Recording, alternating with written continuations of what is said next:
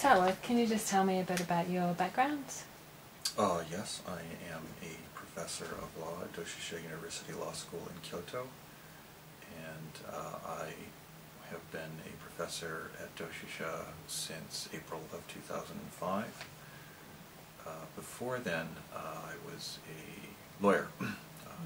Qualified as a lawyer in New York and the U.S. territory of Guam.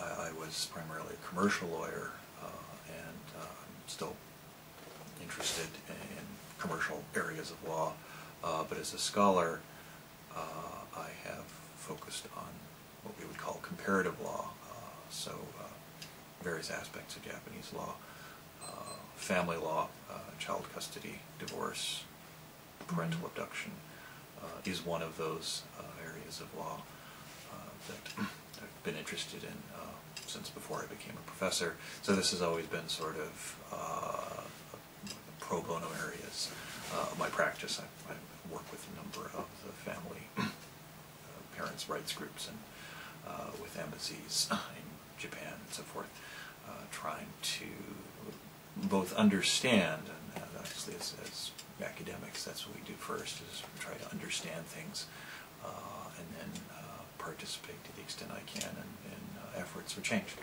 And how long have you been involved in the issue? For at least 5 years. And yeah, and how long have you been in Japan? Well, I've been in Japan, in Kyoto, since 2005. I've spent various periods of time earlier in my life as a student and as a practitioner, so many years. Can you explain a bit about the family law in Japan and how that's different to the United States?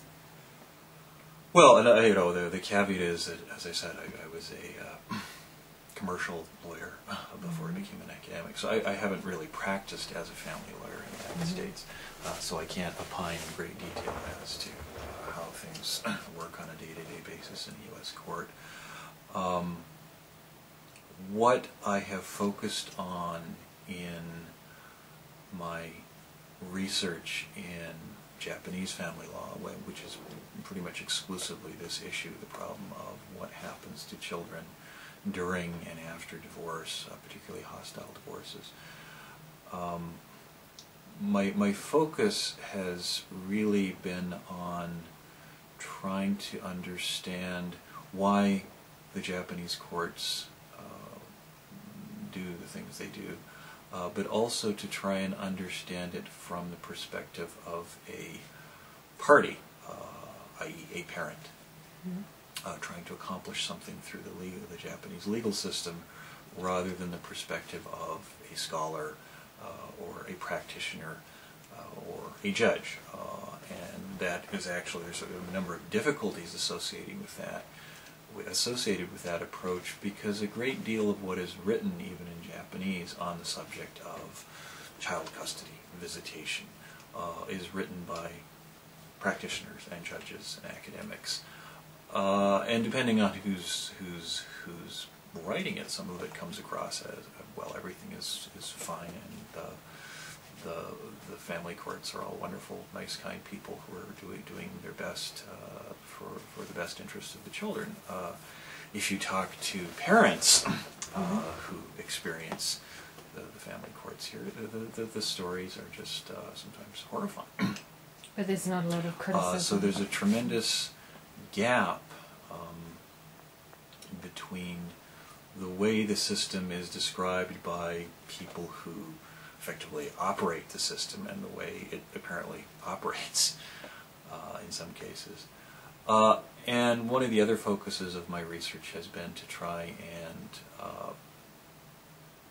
focus on it from a Japanese perspective, from the perspective of a Japanese parent, because a lot of the criticism of the way the family court systems work in these child abduction, divorce cases, where you have parents who don't see their children for years and years, sort of the forefront in a lot of that criticism is the foreign press, foreign diplomats.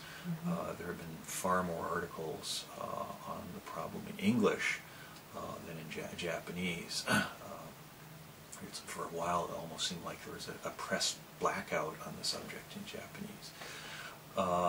And of course the English language cases all tend to focus on the cases of foreigners whose children have been abducted to Japan and can't see their children as a result. And that dynamic is valuable in some respects because of course, foreign pressure is one way that things are, the way change is accomplished in Japan. But it also makes it a very easy problem for the people in Japan responsible for it to ignore, because if it's set up as a foreigners versus Japanese problem, well, arguably the primary duty of the Japanese government is to look out for the interests of Japanese citizens.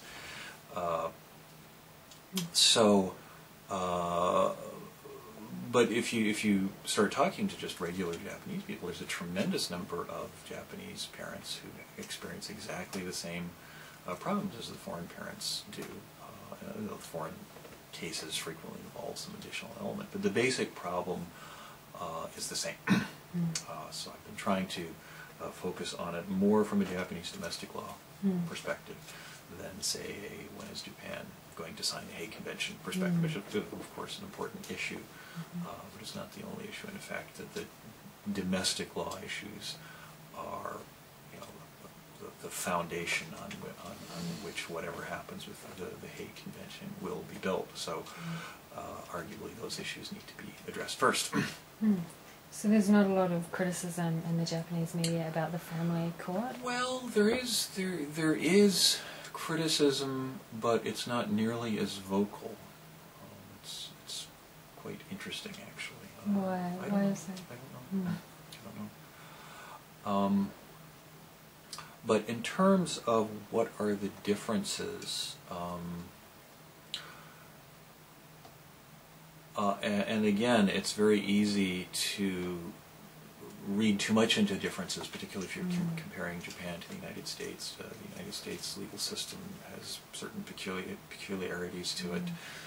It's a common law legal system, which again is a different system from Japan. Japan borrows a great deal from European legal systems, particularly Germany, for example. So it's very easy to start talking about Japan from an American legal system perspective and go, it's so unusual and alien and strange, but that may just be because it's more of a European system, or has similarities to a European system than because it's Japanese. So with that caveat out of the way, this is a slight exaggeration.